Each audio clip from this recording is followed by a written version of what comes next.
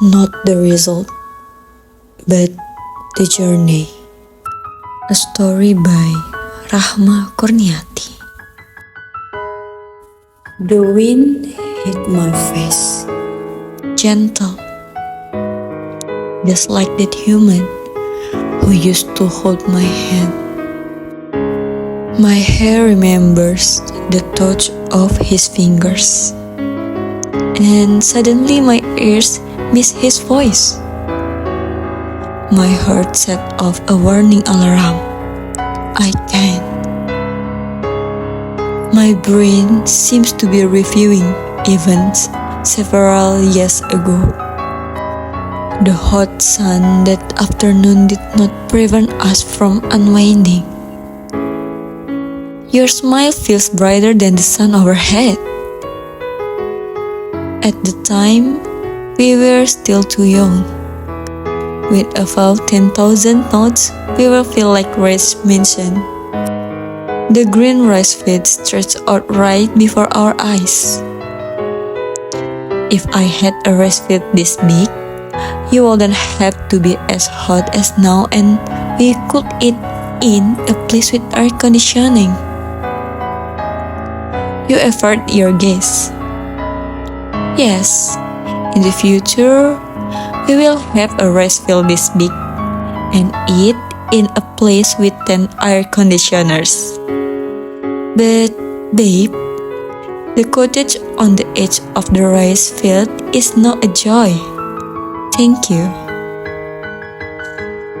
I'm confused. How could God bring you into my life? Have I ever done something big without realizing it? I don't know. But today, I want to see his confess. The weather is unpredictable, like fate. Neither of us expected the sky, which was once so bright, was now crying profusely. Is your face okay?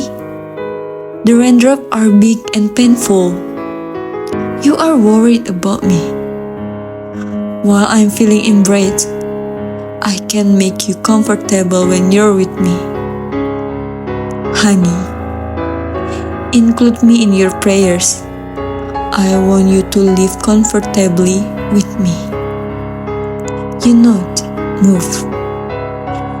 Then the day just passed through dry and rainy seasons.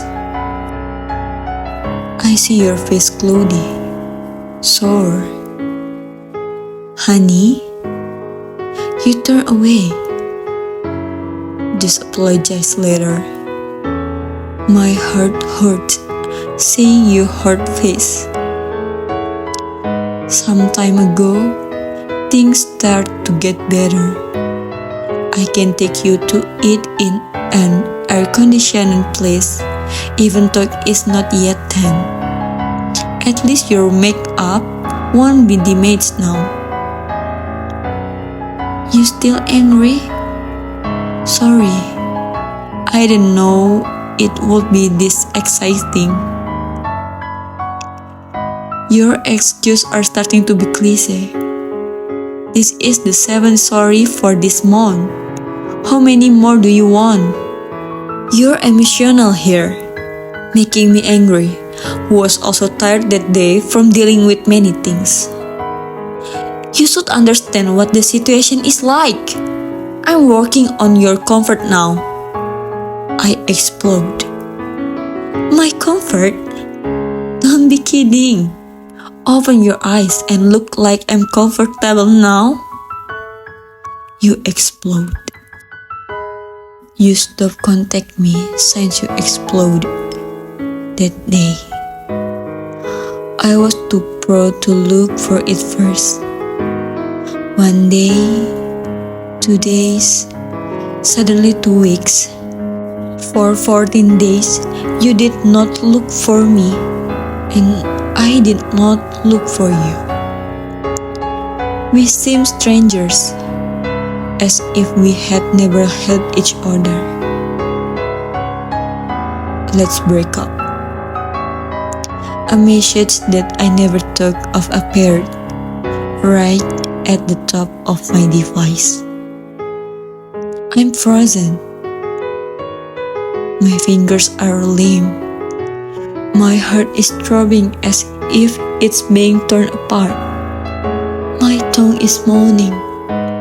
I've never been this fragile.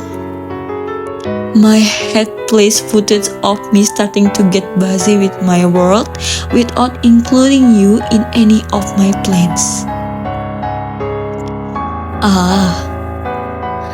This is where the wounds start. I crazily want to make you feel happy, but I seem to forget to include you on the journey to that happiness. We had been completely strangers since that day. I no longer get encouragement from my son. It's been a weight of planning rest field as far as the eye can see. I, who proudly dreamed of making you happy, but actually gave you deep wounds without realizing it. It turns out you were right. It's not about the results, but how we journey to get the results. You taught me a valuable lessons. Well, I gave you a trauma that I don't know when it will heal. But there is something else I regret.